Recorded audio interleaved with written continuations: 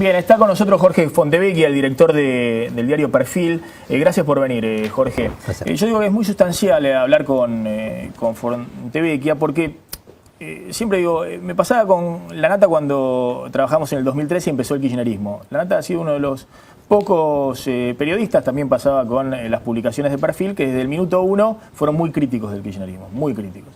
Había otros periodistas que hoy son terriblemente críticos del kirchnerismo, antikirchneristas a ultranza, pero que en su momento acompañaron fervientemente, por lo menos los 2-3 primeros años del gobierno de Kirchner.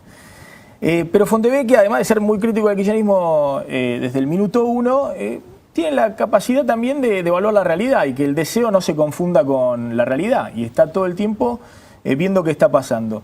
¿Y hoy qué está pasando, Jorge? Porque uno lo que ve es que bueno, las encuestas muestran que lo que parecía el final de un ciclo político tal vez no lo sea. Bueno, pero primero ahí hay un punto que yo creo que es esencial. Creo que ayuda a la crítica tan extrema al kirchnerismo, ¿no? Porque la gente ve que finalmente misma no era San Martín, no pagarle a los holdouts no significaba que la Argentina quebraba. Entonces, tantos anunciados que no se han cumplido ayuda al kirchnerismo de que hoy en este momento crezca. Porque las expectativas se vienen en función de lo que los medios decían. Es decir, una posición tan crítica del kirchnerismo ayuda al kirchnerismo. Ahora, el kirchnerismo ha mostrado, con Scioli a la cabeza, que quiere seguir gobernando o que se resigna a que gobierne Scioli y acompañar a Scioli para ganar la elección, digamos, para no... Bueno, las dos cosas. Yo lo que te escuchaba y estaba ahí mirando el bloque anterior. Yo creo que hay cambio y continuidad, que no es una cosa o la otra, que va a haber una combinación de ambos factores. La economía manda, o sea, Scioli no va a poder seguir con esta misma economía durante mucho tiempo. Entonces, finalmente, la economía no va a ser muy distinta si es Macri o si es Scioli, más allá de que esté Zanini o de que esté quien esté. Pero al mismo tiempo también hay, sin ninguna duda, una continuidad. El kirchnerismo sale de esto mucho mejor de lo que se suponía que iba a salir y va a tener una enorme influencia, pero creer al mismo tiempo de que esa influencia va a hacer de que siga todo igual es utópico.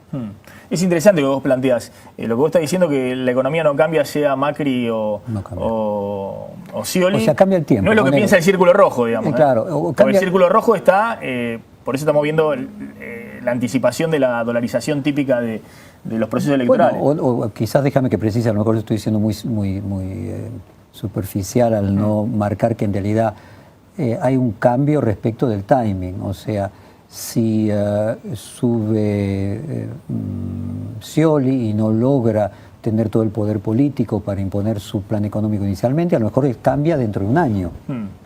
Pero más tarde o más temprano, no hay forma de endeudarse al 10%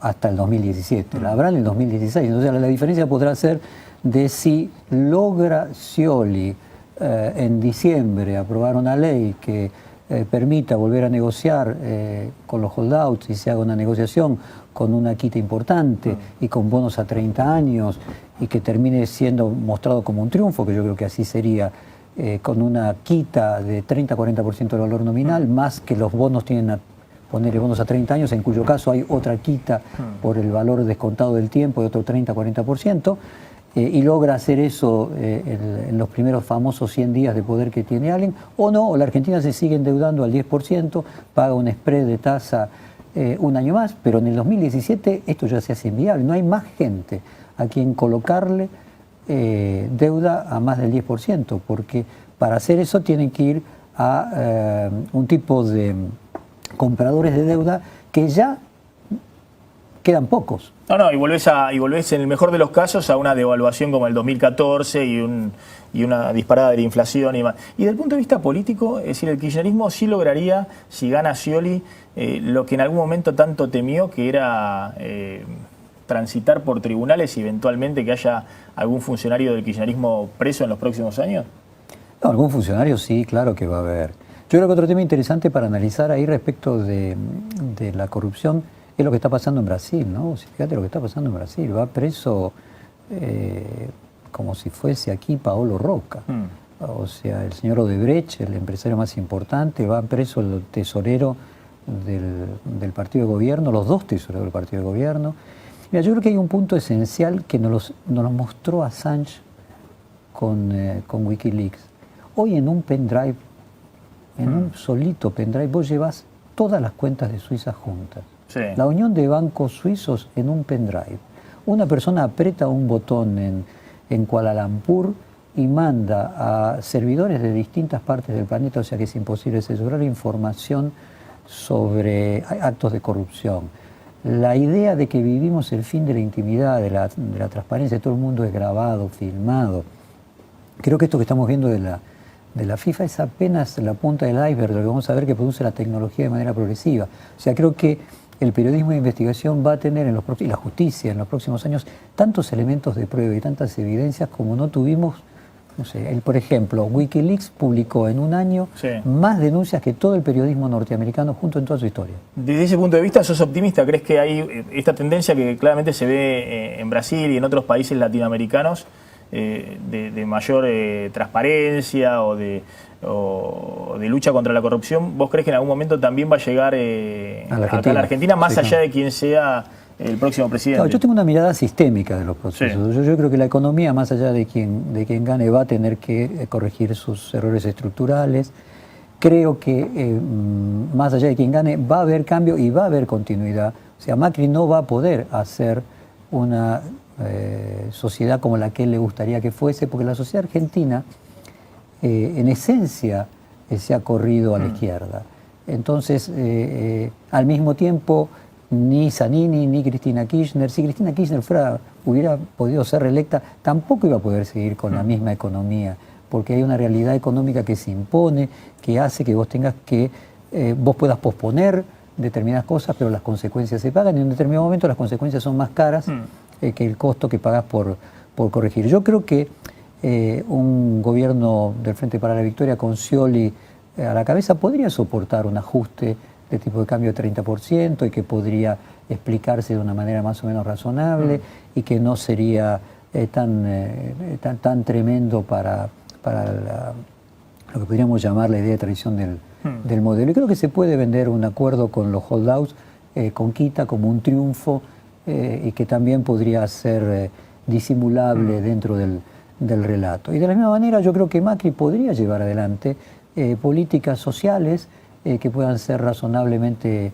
satisfactorias. Yo creo que la posibilidad de que Macri haga un gobierno noventista es imposible socialmente y la de que Scioli haga un gobierno populista es inviable económicamente. Vos planteaste en algún momento, incluso primereaste con esta idea de que no tenías claro si Macri estaba poniendo todo el armado político para ganar la elección, ¿no? Bueno, o si estaba resignado a esta idea que no se sabe si es cierto o no, que Durán Barba, cuenta Francisco de Narváez, le dijo, Cristina es imbatible, hay que construir un partido fuerte que sea el único que, en todo caso, si no se ganamos la elección, se pueda plantar en los próximos años. A ver, vamos a poner estos términos. Déjame ponerlo en 3 dimensiones. La lógica tendría que indicar que si Macri pudiera ganar, debería querer ganar. Sí. Pero, digamos, en los últimos 100 años, el psicoanálisis ha demostrado que los seres humanos tenemos un saber que no se sabe, que hay un inconsciente que muchas veces hace, que en economía tan claramente se ve, que las decisiones no son exclusivamente racionales, que hay temores, que hay negación. Y por el otro lado me parece que también sería racional que un partido tenga un plan B, que no simplemente sea si gano, continúo y si no gano, no me queda más nada. Entonces me da la sensación que cuando uno analiza estas 3 dimensiones puede comprender las ambivalencias que tiene el planteo de Macri. Yo creo que Macri, cuando plantea la idea de pureza, está también teniendo en cuenta el plan B, que es quedar bien posicionado para ser el jefe de la oposición en el caso de que se pierdan las elecciones. Hoy Cristina, o el Frente para la Victoria, parece difícil de vencer, pero no imposible, parece difícil de vencer, pero faltan varios meses y en esos varios meses se pueden producir. Ahora, qué capacidad que tiene, ¿no? El oficialismo para sumar todo. Yo siempre cuento, han sumado a Menem en La Rioja, a todos los varones del conurbano que detestan a la Cámpora, a Scioli, a todos los gobernadores que también hubiesen querido un armado político sin la Cámpora. Es decir, todo lo que podían sumar lo han sumado, ¿no? Y después cuando la oposición está tratando de buscar algún armado político conjunto, lo llaman bolsa de gato. Digamos. Bueno, el poder bautizar, o sea, poder construir y fabricar neologismos, imponer un metalenguaje es parte de la retórica política. Pero quiero decir, y el kirchnerismo ha sido muy fuerte. Y es muy eficaz, sí, es muy eficaz. Pero esto que vos decís de la idea de lo que podría llamarse el partido del poder, no es un invento del peronismo en la Argentina. En Brasil el PMDB hace lo mismo, incluso sin poner al presidente. Y en México el PRI hace lo mismo. Es decir, hay partidos que son partidos del poder, no son partidos ideológicos. Y se puede decir que hay otros partidos que son partidos de los principios. Otra forma de denominar a los partidos del poder es partido de la onda, hace lo que la onda dice en cada momento. O sea, el peronismo no inventó. En un momento fue Menem, en otro momento fue Duhalde, Kirchner y ahora es Scioli. El PRI fue populista, el PRI fue neoliberal, claro. El PMDB fue populista, fue neoliberal, ahora está haciendo el ajuste. Hace lo que hay que hacer en cada momento. Para gobernar. Para gobernar, satisfaciendo a la opinión pública. Vos planteabas al comienzo de esta charla el tema de que en los primeros años del kirchnerismo la mayoría de la prensa apoyó al kirchnerismo. Tampoco es un hecho novedoso. Pasó lo mismo con Menem y va a volver a pasar, sea quien fuere presidente electo, con Macri o con Scioli. Va a haber un periodo de luna de miel en el que se le va a perdonar todo. ¿Por qué? No simplemente porque los medios en particular estén obteniendo una ventaja de esos gobiernos en esos momentos de fortaleza, sino porque acompañan el humor de la opinión pública.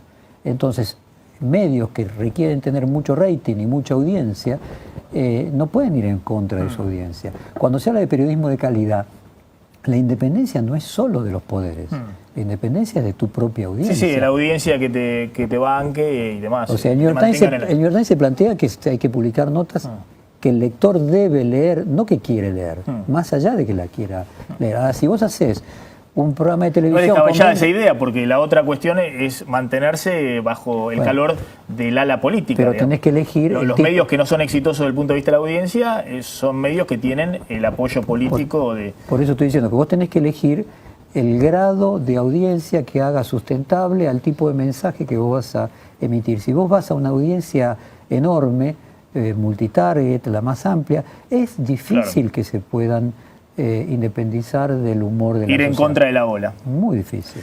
Diego, una pregunta para Fontevecchia. Sí, en alguno de los reportajes que dio ahora con la salida de su libro, usted dijo que el problema de la clase media era la comunicación. Sobre todo, me parece se refiere a la clase media que es opositora al gobierno. Dijo que era rehén, esa clase media, una información sesgada y que no comprende los fenómenos populares o algo de ese tipo. Quería sí, yo lo que creo es que este fenómeno, por ejemplo, de sentimentalizar la ideología hace que, por ejemplo, tengan visiones exacerbadas sobre el kirchnerismo, que lo único que hacen es beneficiar al kirchnerismo, ¿no? Y que a una parte de la clase media, que es la que odia al kirchnerismo, le satisface retroalimentarse con medios de comunicación que exacerban esta posición. Está muy claro, digo, no hace más falta que ver las planillas de rating para ver que cuanto más dura es la crítica y los adjetivos más subidos de todo, más rating tienen esas radios. ¿Es políticamente eso, dice usted? Yo creo que es contraproducente para el fin mismo que buscan. Es decir, si el fin es perjudicar al kirchnerismo, no se logra absolutamente nada. Aquello de que gritas demasiado para tener razón, o dime lo que alardeas y te diré lo que careces. O sea, creo que es funcional que el kirchnerismo lleva de las narices a esos que lo odian y construye el enemigo cuando es a su favor, o sea, es como el judo. De hecho, fue la lógica de construcción política del kirchnerismo. Quería enemigos. ¿Dónde están los enemigos enfrente? Y los fue a buscar. Y la idea es que en el arte de la guerra, el general, Sun Tzu decía que en el arte de la guerra, un general calentón, no usaba obviamente ese término, no era un buen general, porque el adversario elegía el momento y el lugar donde llevar adelante la batalla, porque bastaba provocarlo para elegir ese día para llevar a la batalla. O sea, que en realidad muchas de las cosas que veo que hace el kirchnerismo es para provocar esa respuesta exacerbada, que lo único que logra luego es que el mensajero pierda autoridad, porque si finalmente vos anunciás la fábula del pastor y el lobo, vos anunciás calamidades que no se producen, el día que viene el lobo de verdad nadie te cree. Bueno, esto de quienes fuimos en la era acá es una especie de sacar una radiografía, digamos, de dónde estuvo cada uno. ¿Cómo es la idea? No, la idea es que a ver, yo diría así, que Kirchner y el kirchnerismo no es la causa, sino es la consecuencia de una Argentina que se ha venido deteriorando de manera sistemática desde hace décadas. Y que el 2002 o el 2001 fue como el escalón final, el escalón final, y que entonces el kirchnerismo es una especie de espejo social en el que podemos mirarnos para tratar de corregir nuestros propios defectos, y que muchas de las banderas que enarbola el kirchnerismo estaban preexistentes a su llegada, y que lo único que hizo el kirchnerismo fue leerlas muy bien. Bueno, la necesidad de gobernabilidad, de un jefe político. Bueno, no, sí, también, y yo diría hay otro tipo de cuestiones más culturales y profundas, como por ejemplo la pérdida de valores relacionados con ideas de verdades absolutas, con ideas de cierto grado de ortodoxia económica, con ideas relacionadas con cierto grado de, yo te diría, una discusión de la objetividad que no es solamente del periodismo, es de la economía, es de las ciencias en general. La idea de vamos por todo encierra vale todo. Y yo creo que Cristina Kirchner logra tener este grado de apoyo, porque en el fondo representa al argentino, como gran parte del argentino medio, y creo que nos podemos incluir nosotros también en eso para no ponerlo fuera. Tenemos una tendencia a que vale todo, que se percibe en detalles minúsculos, hasta cómo manejamos o cómo nos comportamos en la calle. Entonces mi perspectiva de quienes fuimos en la era acá es que fuimos nosotros. El kirchnerismo es el resultado de un proceso que se viene macerando desde hace mucho tiempo. ¿Te acuerdas de esa frase de Perón de que un día él dijo peronistas eran todos? Sí. O sea que peronista y argentina y argentino era una especie de sinónimo. Bueno, mi sensación es que esa frase adecuada para los 70, hoy uno podría decir que Kirchner o el kirchnerismo representó una especie de subjetividad media argentina post-2002, con toda la crisis, la angustia, el desasosiego que significó varias generaciones que fracasaron. Ahora, y en ese aspecto, ¿vos crees que, como dice Macri, hay un reclamo popular por el cambio hoy que prevalece sobre la continuidad? No, yo creo que hay un magma, que la gente está Pues Macri ha contribuido también a bombardear esa avenida del medio, ¿no? La idea de que podía haber algo... Macri también está en el medio, sí. Macri también está en el medio. Vos decís que están jugando todos en el centro, sí, pero buscan extremar para polarizar. La polarización es respecto del kirchnerismo, pero... Pues la verdad, Scioli y Macri nunca parecieron muy distintos, digamos. Scioli, Macri, Massa, claro. No hay grandes diferencias. Pero lo que quería ir es, yo creo que la sociedad... ¿Te acuerdas que esa definición de interregno es cuando algo que está muriendo no terminó de morir y algo que está naciendo no terminó de nacer? Entonces está en un interregno. O sea, obviamente siente de que hay cosas que hay que cambiar y siente que hay cosas que conservar, pero no sabe bien cuál es cambiar y cuál es conservar. Yo me acuerdo de una conferencia de el mayor inversor de publicidad de Estados Unidos, que le decía que tenía claro que la mitad de la publicidad que hacían no servía, era de una gran tienda, Sears, y la otra mitad sí. El problema es que no sabía cuál era la mitad que no servía y cuál era la mitad que servía. Entonces, ¿cuál es la mitad que hay que cambiar y cuál es la mitad que no hay que cambiar? Ahora, fíjate qué loco, ¿no? Porque el kirchnerismo, que en algún momento tuvo algún discurso de corregir cosas y demás, hoy lo tiene a Scioli amordazado para que no diga nada de lo que quiere cambiar. Por ejemplo, ¿qué quiere corregir en la economía? ¿Bajar la inflación? Bueno, uno de los qué sé yo, problemas que decir cosas que hay que cambiar es hablar no de haya economía. cepo, claro. Y hablar de economía implica hablar de un país no puede tener 6-7% de déficit sobre el Producto Bruto, puede tener esta inflación de manera continuada. O sea, es evidente. No, pues si no tiene que estar devaluando todos los años. Explicar qué hay que cambiar de la economía hoy sería piantabotos. Entonces, es comprensible que allí haya una especie de autocensura. De cepo al candidato. Pero vayamos a la sociedad, no al...